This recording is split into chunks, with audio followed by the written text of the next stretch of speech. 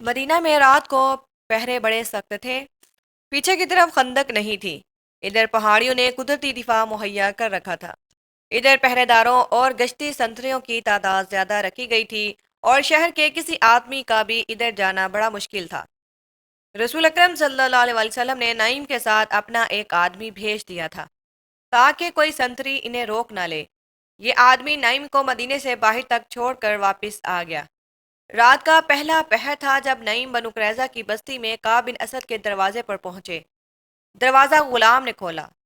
तुम मुझे अच्छी तरह जानते हो काब? नईम ने पूछा। नईम बिन मसऊद को कौन नहीं जानता? काब ने कहा। गितफान के कबीले को तुझ जैसे सरदार पर बहुत फख्र होगा। कहो नईम, रात के इस वक्त मैं तुम्हारी क्या खिदमत कर सकता हूँ? मैंने 10 दिनों की मोहलत मांगी थी, अभी तो 6-7 दिन गुजरे हैं। मैंने मुसलमानों पर शब खून मारने के लिए आदमी तैयार कर लिए हैं। क्या तुम यही मालूम करने आए हो?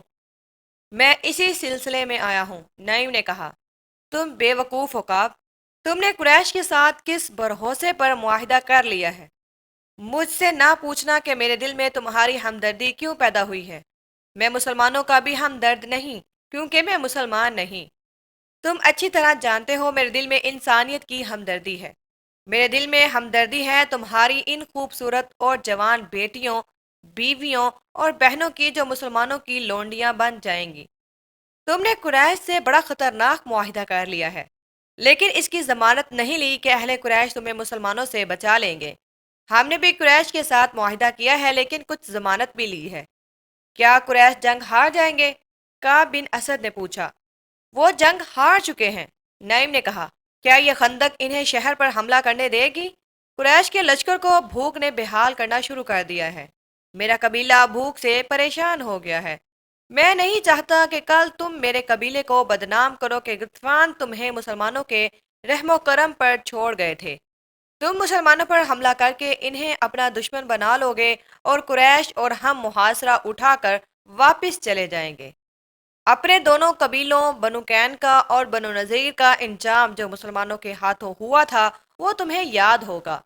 काब बिन असद पर खामोशी तारी हो गई। मैं जानता हूँ तुमने कुरैश से कितनी उजरत ली है, नईम ने कहा। लेकिन ये खजाना जो तुम इनसे ले रहे हो, ये खूबसूरत लड़कियां जो हई बिन अख्तब ने तुम्हारे पास भेजी हैं, ये सब मुसलमानों की मलकियत हो जाएगी और तुम्हारा सर तुम्हारे तन से जुदा होगा। तो क्या मैं कुरैश से मुआहिदा तोड़ दूं? ख्वाब ने पूछा। मुआहिदा ना तोड़ो, नाइम ने कहा। इन्हें अभी नाराज ना करो, लेकिन अपनी हिफाजत की इनसे जमानत लो। अरब के रिवाज के मुताबिक इन्हें कहो कि इनके ऊंचे खानदानों के कुछ आदमी तुम्हें यरगमाल के तौर पर दे दे। अगर इन्होंने चंद एक मोजिज और सरकता आदमी दे दिए तो ये सबूत होगा कि वो मुआहिदे में मुखलिस हैं। हाँ नईम, काब बिन असद ने कहा। मैं इनसे यरगमाल में आदमी मांगूंगा। नईम बिन मसूद रात के वक्त पहाड़ियों में चले जा रहे थे। इनकी मंजिल कुरैश की खैमागाह थी, जो कई मील दूर थी। सीधा रास्ता छोटा था, लेकिन रास्ते में खंदक थी। वो बड़ी दूर का चक्कर काट कर जा रहे थे। वो गुज़िश्ता राह से मुसलसल चल रहे थे, मगर छुप छुप कर चलने और आम सफ़र में बहुत फ़र्क होता है। नईम जब अबू सुफियान के पास पहुंचे तो एक और रात शुरू हो चुकी थी। इस वक्त इनकी हड्डियां भी दुख रही थीं और उनकी जुबान सूख गई थी। एक ही बार में बेशुमार पानी पीकर वो बोलने के काबिल हुए। अबू सुफियान नईम की दानिशमंदी और ततब्बु से मुतासिर था। तुम्हारी हालत बता रही है कि तुम अपने लश्कर से नहीं आए। अबू सुफियान ने नईम से पूछा। कहाँ से आ रहे हो? बहुत दूर से, नईम बिन मसूद ने जवाब दिया। जासूसी की एक मुहिम से आ रहा हूँ। तुम लोग बनु कुरैजा के साथ मुआहिदा कर आए हो।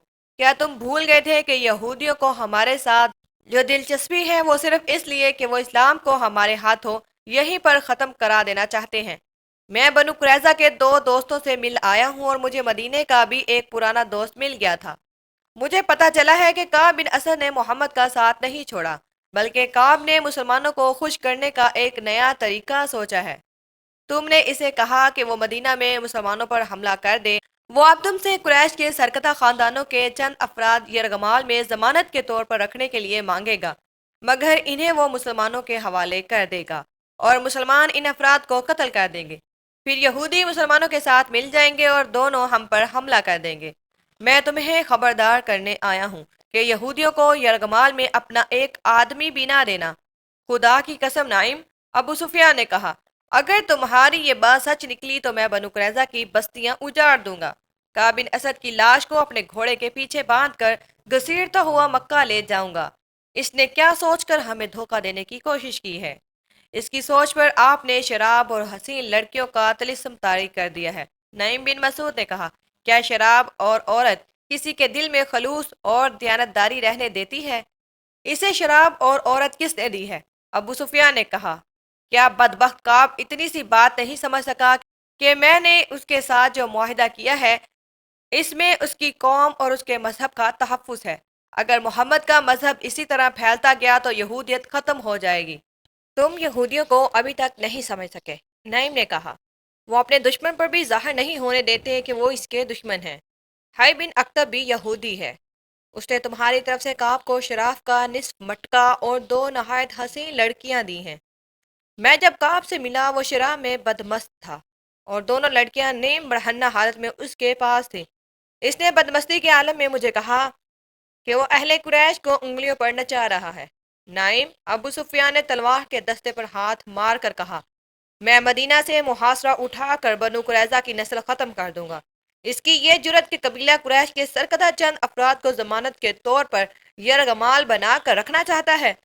تمہیں اتنا نہیں بھڑکنا چاہیے ابو سفیان، نعیم نے کہا۔ ٹھنڈے دل سے سوچو اور فیصلہ کر لو کہ کعب کو تم ایک بھی آدمی یرغمال نہیں دو گے۔ میں فیصلہ کر چکا ہوں، ابو سفیان نے کہا۔ کیا تم اہل مدینہ کی کوئی خبر دے سکتے ہو وہ کس حال میں ہیں؟ وہ کب تک بھوک برداشت کریں گے؟ نعیم کو ابو سفیان کے پاؤں اکھاڑنے کا موقع مل گیا۔ میں حیران ہوں ابو سفیان، نعیم نے کہا، کہ اہل مدینہ خوش اور مطمئن ہیں۔ وہاں بھوک کے کوئی آثار نہیں۔ خوراک کی کمی ضرور ہے، لیکن اہل مدینہ کا جوش اور جذبہ ایسا ہے جیسے انہیں خوراک کی ضرورت ہی نہیں۔ اس کا مطلب یہ ہوا کہ ہمارے محاصرے کا ان پر کوئی اثر نہیں ہوا؟ ابو سفیان نے کہا، بالکل نہیں۔ نعیم بن مسعود نے کہا، ان پر محاصرے کا یہ اثر ہے کہ وہ جوش و خروش سے پھٹے جا رہے ہیں۔ ہمارے یہودی جاسوس ہمیں بتا رہے ہیں کہ مدینہ میں خوراک تقریباً ختم ہو چکی ہے۔ ابو سفیان نے ذرا پریشان ہو کر کہا، وہ جھوٹ بولتے ہیں۔ نعیم نے اسے اور زیادہ پریشان کرنے کے لیے کہا، میں تمہیں پھر کہتا ہوں کہ یہودیوں پر بھروسہ نہ کرنا۔ یہ بتا کر کہ مسلمانوں کی حالت اچھی نہیں، وہ تمہیں اکسا رہے ہیں کہ تم مسلمانوں کو کمزور سمجھ کر کہیں سے خندق عبور کر لو اور مدینہ پر حملہ کر دو۔ وہ اہل قریش اور میرے قبیلے غطفان کو مسلمانوں کے ہاتھوں تباہ کرنا چاہتے ہیں۔ میں ان کی نیت معلوم کر لیتا ہوں، ابو سفیان نے کہا، اور اپنے غلام کو آواز دی، اکرمہ اور خالد کو بلاؤ۔ ابو سفیان نے غلام سے کہا۔